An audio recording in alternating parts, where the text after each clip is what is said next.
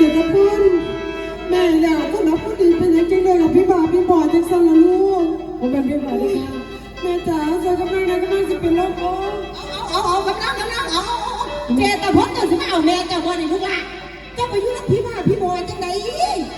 มาหาแม่เจ้าเดี๋ยวนี้เอาลูกข่อยจะเป็นหน้าพ่อลูกข่อยบัดเอาอีหล่าพี่นะลูกหล่าเอาลูกข่อย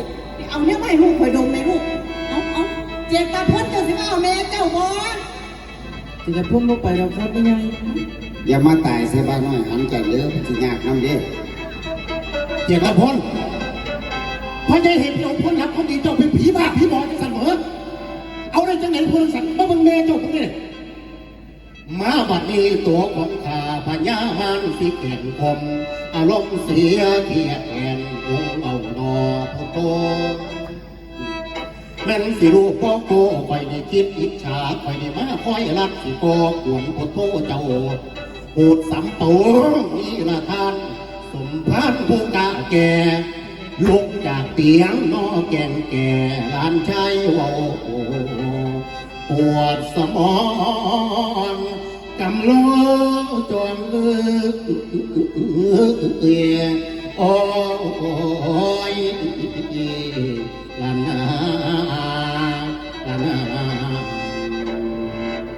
บักหูดมึงเข้ามาต้องเขาอย่างนั้นฮะแย่ที่เขามาต้องเขาอย่างนั้นบักหดมึงขับมาน้ำเขาไปอย่างโอ้ยกับมีคนไปตีข้องร้องตาวให้ผู้ชายทั่ว107หัวเมือง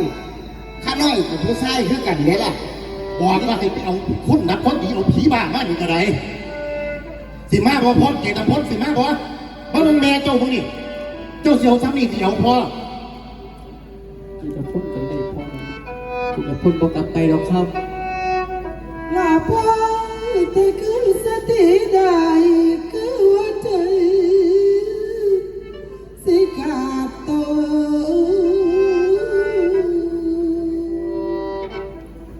ได้ยินป่าพอเจ้าเอาต่อรถใจมองเห็นคนขี้หายไปมาได้เดียงสังเลยเดีย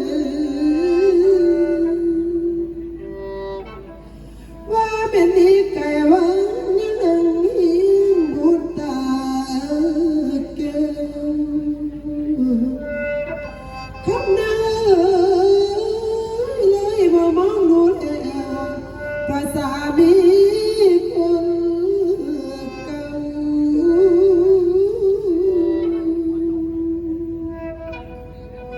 ผัวแต่กอกแต่ไล่เม็นหา